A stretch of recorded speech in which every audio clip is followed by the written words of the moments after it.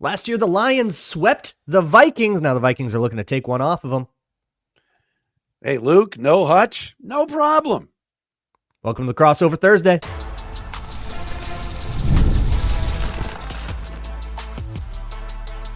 You are Locked On Vikings, your daily Minnesota Vikings podcast, part of the Locked On Podcast Network, your team every day. Welcome in, Vikings fans, Lions fans, for the NFL's Game of the Week. I don't care that it's a nooner. I don't care that it's just going to be like another random, it's going to be presented like another random Fox game. This is the Game of the Week. This could be the Game of the Year for the NFC, as probably the two best teams in it go toe-to-toe, which I think maybe only Matt saw coming before the season. So what's up, everybody? I'm Luke. I do Locked On Vikings. Matt Dery here. He does Locked On Lions, here for Crossover Thursday, which is presented to you by PrizePicks. Download the app and use code LOCKEDONNFL to win $50 instantly when you play $5. Matt, Luke, let's start by talking about probably the biggest headline going into this game. There's been a little bit of like sort of moving stuff around on the margins with the Vikings. They just traded for Cam Akers and other injury news that we'll get into eventually. But the big one is no Aidan Hutchinson. He's out for the season, right? Like Dan Campbell's just he's out for the season, right? Yes. I mean, yeah. You're talking 4 to 6 months. You're talking a broken tibia and fibula. And we all talked into the NFC North preview, and you and I have talked before. I knew the Vikings. I didn't know the Vikings were going to be this good. Okay, but I believed in them though. Yeah, I was a hater. Yes, and I said don't sleep on them because I really like their coach and I love their D coordinator, and that's a better team than people will give credit for. Now this 5-0 start's unreal. Here come the Lions at 4-1, and it almost feels like going in without Hutchinson that there will be Aidan Hutchinson, of course, out for the year. There will be some people that say, well, the Lions got the road win last week in Dallas. Now got to go on the road to Minnesota. There's no way without Hutch that they can do this. And, your original question about what happens without him, right now it's going to be next man up. It's going to be names that you don't know. Isaiah Thomas. No, not Zeke from the Bad Boy Pistons, but the former Bengals practice squatter. Trevor Nowaski. Maybe James Houston. Isaac Ukwu, Mitchell Agude. These are not names that Vikings fans know. Heck, most of the Lion fans don't know them, but the Lions are so thin at edge. Derek Barnes out for the year. Marcus Davenport out for the year. Aidan Hutchinson out for the year. Certainly it's going to be a concern, especially with the way Sam Darnold's been playing pitch and catch the first 5 weeks. So we'll have to see how this goes. I think for right now, it's next man up, but I believe that before November 5th, trade deadline day, the Lions will pull the trigger and bring somebody else in and make a trade. The question is who? Yeah. So they've already reached out to Hassan Reddick's team, which makes a lot of sense for them to do. We'll see if they can work something out. It's probably a little late in the week for that to affect this game. But so I looked at the last part of that Cowboys game after Hutch went out. And I talked about this on yesterday on Locked On Vikings and went into a whole bunch of detail. I actually think Lions fans might like it, but it to me looked like they've started funneling things through Josh Pascal. How do you feel about that? Well, Josh Pascal's the one guy that remains. Yeah, he's the one guy that really remains from the group of edge rushers. He's kind of an inside-outside guy. He's lined up inside and outside. You're right. He's the one guy left. I mean, at the start of the year, it's all right. We got 5 edge rushers. We got Pascal, Hutch, Davenport, Kaminsky, who got hurt, and then James Houston, who really doesn't play, and they've kind of relegated him to being deactivated. He may be active this week. We'll see. But Pascal's a good football player, and he's a guy that's going to have to play a lot of snaps. But is your number one edge? No, he's not. Good player. We'll see how this goes. I think Aaron Glenn's going to have to scheme the heck out of it. I think they're going to be sending linebackers. They're going to be showing different looks. It just hurts. I mean, this is arguably the best defensive player so far the first month and a half of the year. Hutchinson was up for defensive player of the year. He had 7.5 sacks himself. The rest of the team had 7.5. Watch out as well for Aleem McNeil. Just got paid over $24 million a year. He's been very disruptive on the inside. They'll line up at some point Pascal and 3 D tackles at one time with McNeil, Levi Onwuzurike, and DJ Reader. So look for that as well. So obviously Hutchinson is not the only story on the Lions. Jameson Williams is having the breakout that was, kind of promised and talked about for 2 years. Finally, that is coming to fruition. How's Jared Goff looking? Is that all real? What about Amon-Ra St. Brown? Is he getting more forgotten as guys like Jameson Williams kind of explode? What about, where's Sam Laporta been? He had that one flea flicker, but has otherwise been more quiet than people expected. How do you feel about this passing offense in general, and what is the shape of it? Does it look a lot different from it did last year? Well, if you would have asked me after week 3 in the Arizona game, I would have said, yeah, what's going on here? This is not the same offense. They're just not clicking. There's not that rhythm. Last 2 weeks, Seattle, the Monday night game, then the bye week, and then this past week at Dallas. I mean, they have been fantastic. It looks like the Jared Goff of 2023. It looks like the Ben Johnson of 2023, play action passing. You start with a ground game and David Montgomery pounding people 4 or 5 yards a pop. Then you throw in the change of pace with Jahmyr Gibbs. Then the play action passing game that leads to Jared Goff completing, by the way, 18 passes. He has 18 completions in all of the games that they've won and has played very well. So it's just kind of a weird number, including 18 for 18 against Seattle. Now that J-Mo's there, Luke, I don't think that takes away from Amon-Ra. I think it did in the first game of the year. But since there's been equal distribution, Okay. Laporta is interesting. Like you said, the one guy that maybe hasn't had the year so far that he had last year is Sam Laporta. I just think with time, it'll get there. But right now they feel good, and that O-line is clicking, and they moved bodies last week. Boy, they really, really pounded Dallas. Just absolutely obliterated. Yeah. Oh, that was that was the fun kind of disrespect. Yeah. Where, like, they had a point to make. And they made that point. I mean, Luke, they are up 47-9, and they split Dan Skipper, their backup offensive out wide to run a 2-yard button hook. They're running flea flickers, a hook and ladder with Penei Sewell up 30. Yeah. That is just straight clown show disrespect on Dallas. And happy 82nd birthday, Jerry Jones. I mean, that was just vicious. Was it really on his birthday? Oh yeah. In his house on his birthday, and you're dunking on him with Dan Skipper. It was done. Played him so much he's on the injury report now, right? Too many snaps. He'll be out there. Okay, I mean, that's the thing. The Lions knew from last year's Dallas game that, hey, Taylor Decker did report. They got hosed by the refs. And so first play of the game, the loudspeaker, the referee says number 68 and number 70, Decker and Skipper, are both reporting. Then they tried to hit Decker on a tackle eligible play up 24. Ben Johnson emptied the bag. The hope is there's still some stuff in the bag for this week. Well, yeah, I think like just putting all that stuff on tape, and then if you do want to come out in 6 or 7 O-line and run the ball all the time, you've given everybody just that much extra to think about. That's probably a little bit more the strategy than it was just kind of going and making a point. But also, I kind of wouldn't put it past Dan Campbell to do that. I know. So, what haven't I gotten at that I should probably get at yet? Like, what about the Lions don't I, as somebody who doesn't follow them, know about? Is there anybody that is, sort of a name only known to Detroit that we should be keeping an eye out for here? Look, obviously, I think what's going to be interesting this week is who's guarding Justin Jefferson and how that's going to look now that Aidan Hutchinson is not coming after Sam Darnold, and it'll be a different group of guys. And then is Carlton Davis going to be on Jefferson? If they get Jefferson matched up on Terrion Arnold, will Arnold go way too handsy and get flagged? He's been flagged a lot. I mean, he's a rookie. He's a good football player. He's right there. Luke, he's right there with the receiver. He's right there by the ball. He's just handsy. And certain officiating crews have classic college. Yeah. And some of it hasn't. He got better this past week against Dallas, but that's just something to watch. Brian Branch is playing really well, defensive player of the week now at strong safety, moving him from that kind of slot corner, nickel corner to safety. He's been good. The safeties have been great with Joseph and Branch. The linebacking crew, Jack Campbell, they've gotten better.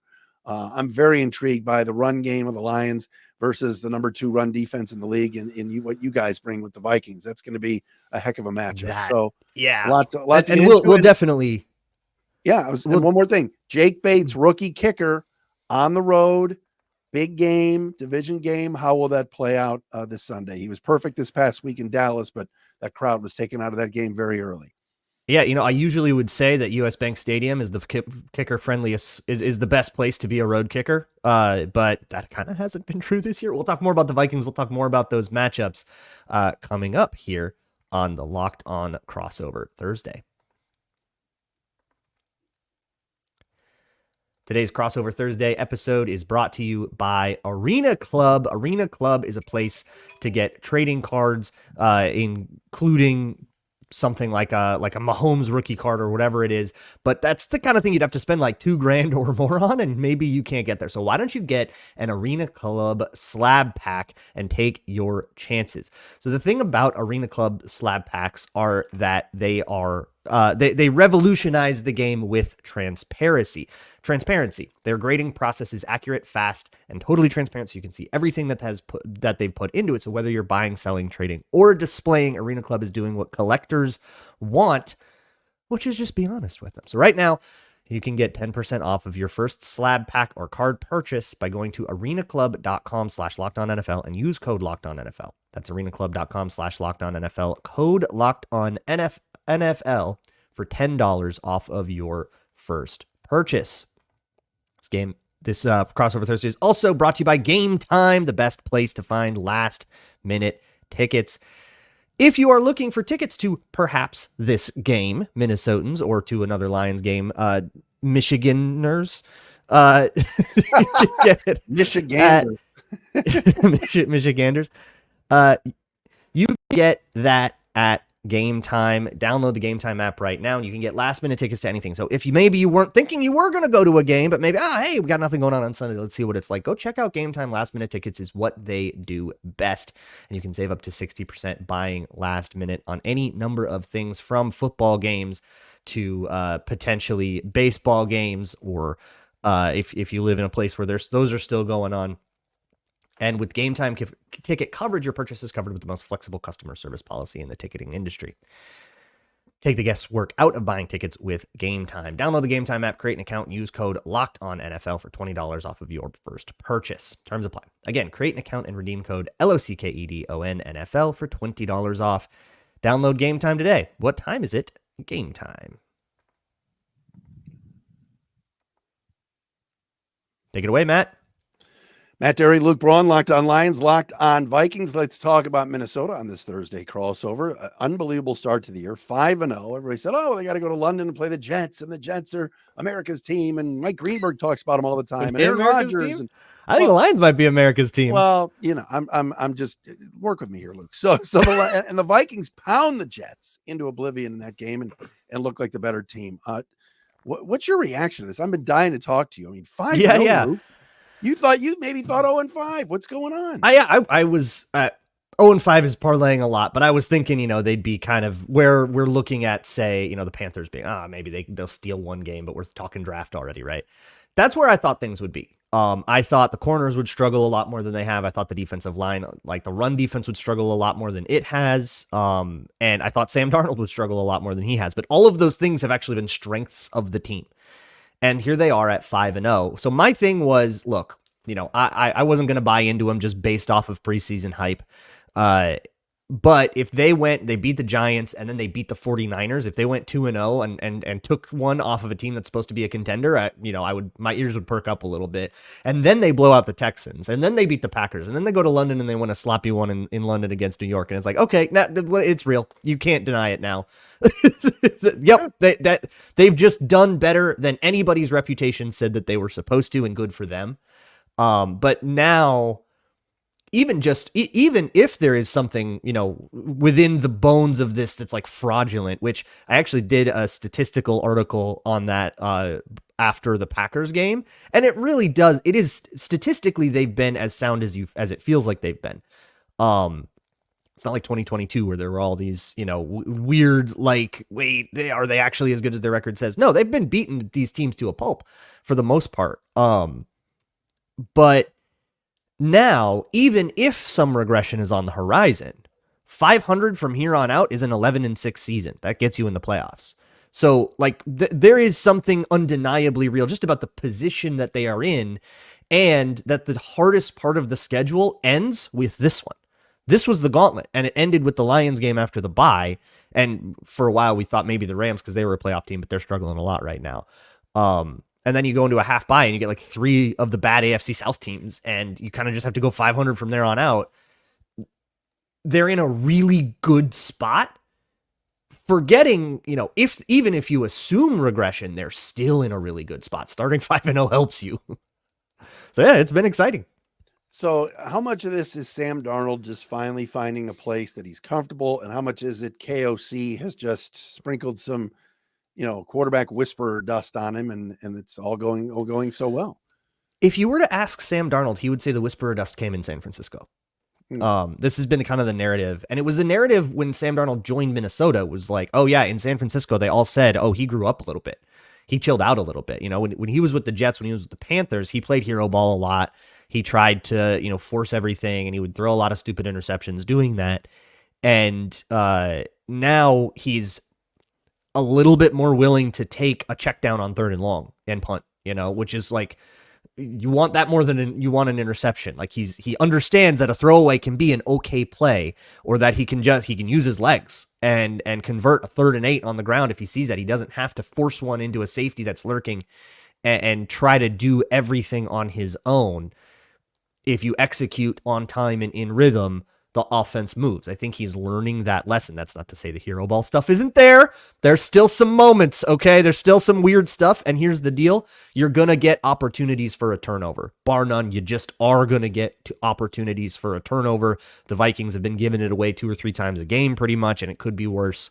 But they've also been taking it away 2 or 3 times a game, and they've won or at least tied the turnover battle in all of their games so far.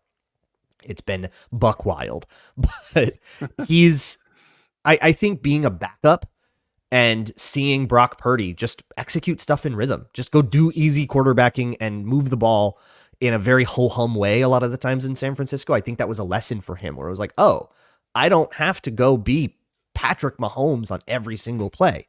I can just dump this thing off to a crossing route on mesh and watch him run, and that's a 12-yard gain. Oh, we did it. And I think that sort of has clicked with him.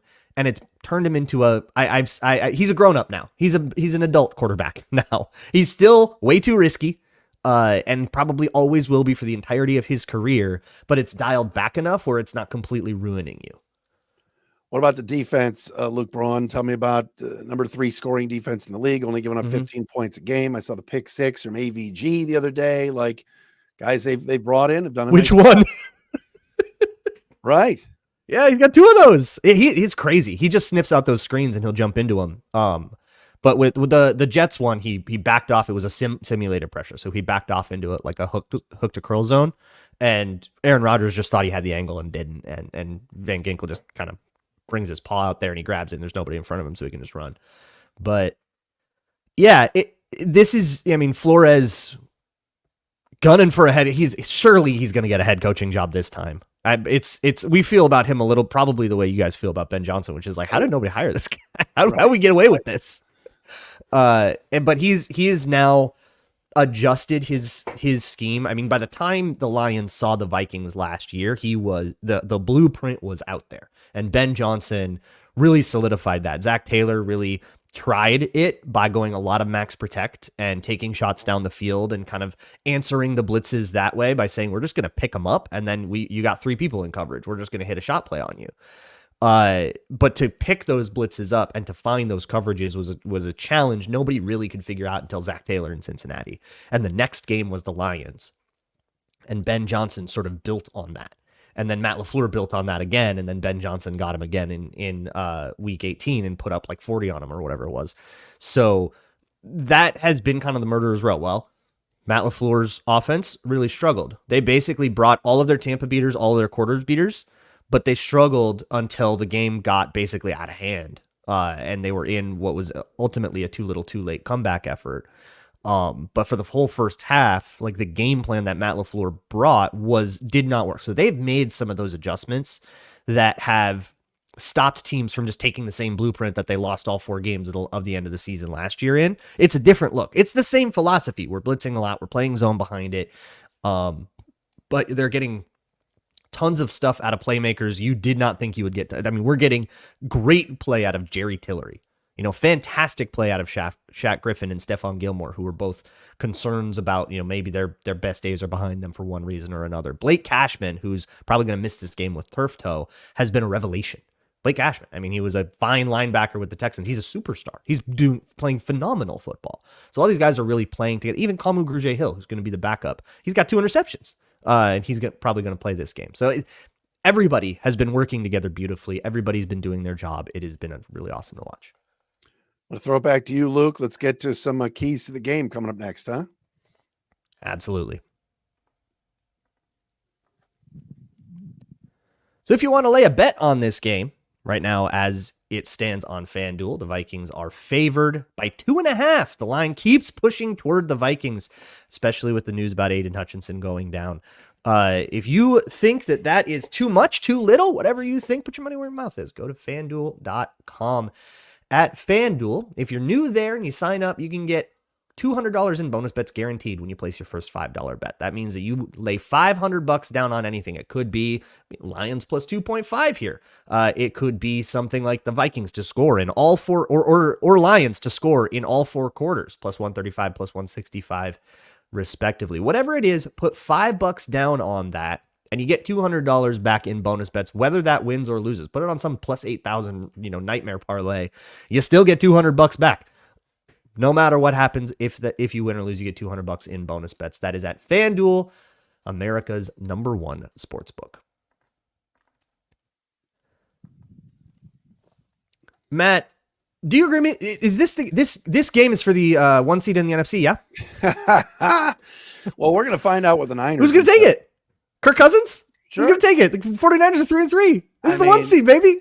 I mean, it's wild. It really is. Niners and Chiefs, I know, are going to get all the Fox love this week, but you're right. This is, to me, the best game on the card.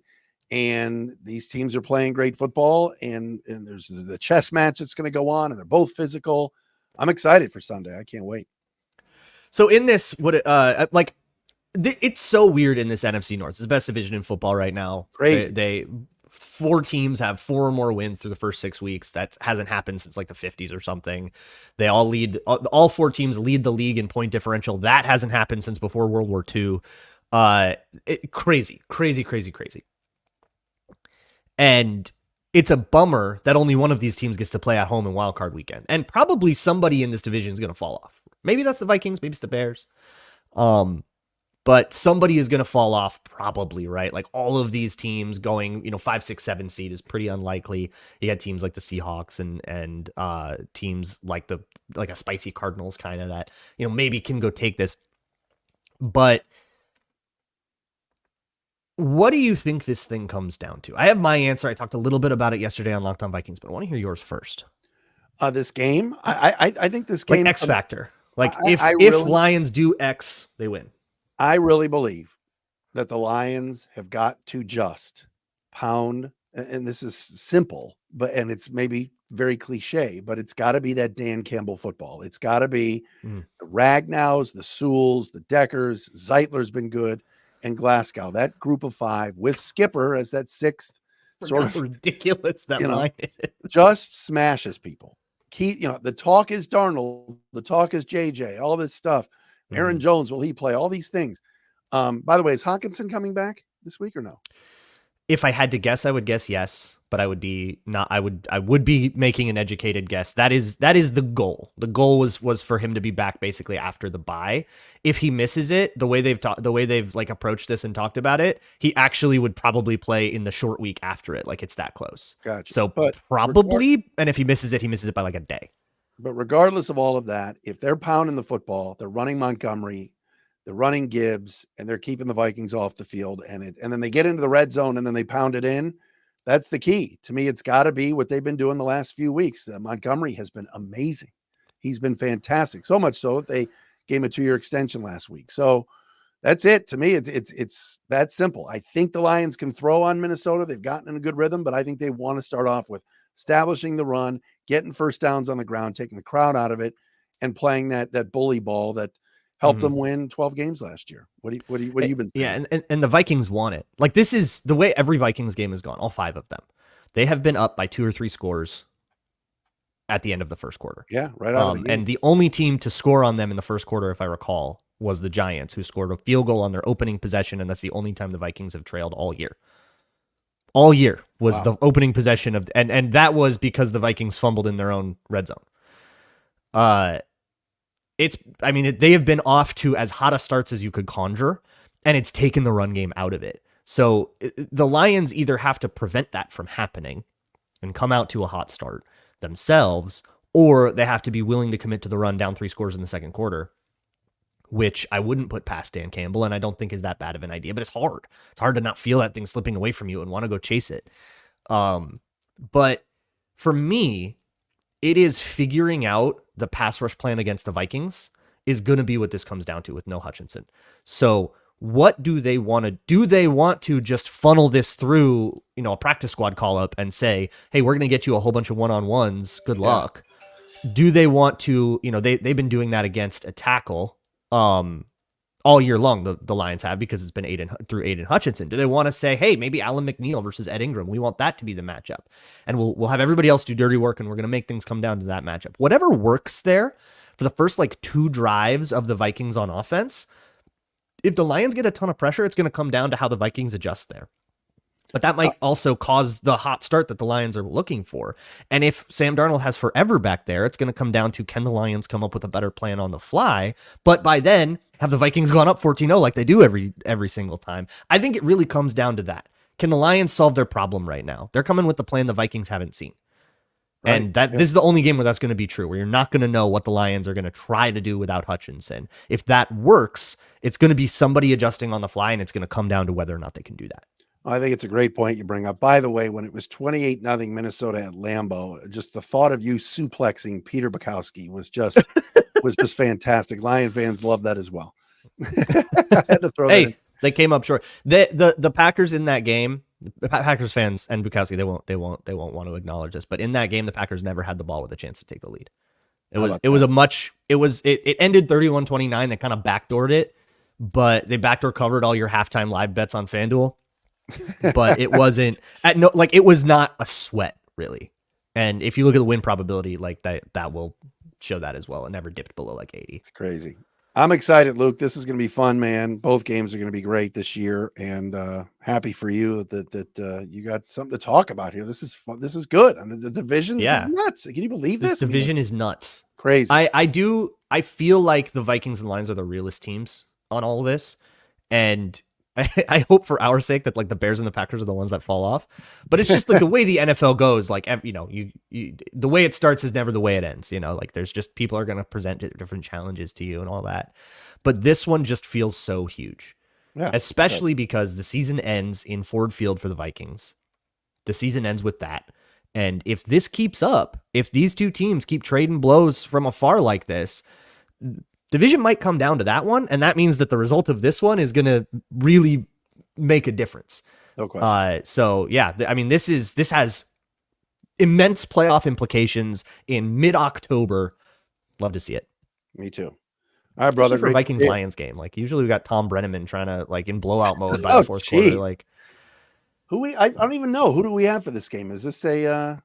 I can look it up, but it's probably. I think it's Adam Amin and Olsen. Is it not? It is Greg Olsen. Yeah.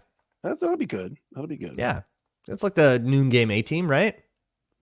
Well, Joe Davis is doing world NLCS, so Adam does a good job. And they got that, and then they got the Chiefs 49ers game. But, that's the big one. They gave us the next one. Yes, sir. It'll be aired all over the place.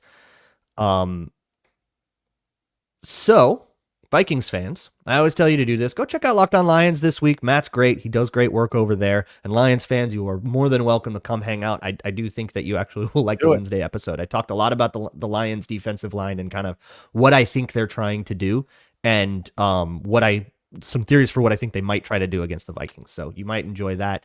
But for Matt Dery, I am Luke Braun. This has been Crossover Thursday. Thank you all so much for hanging out, and we'll see you next time.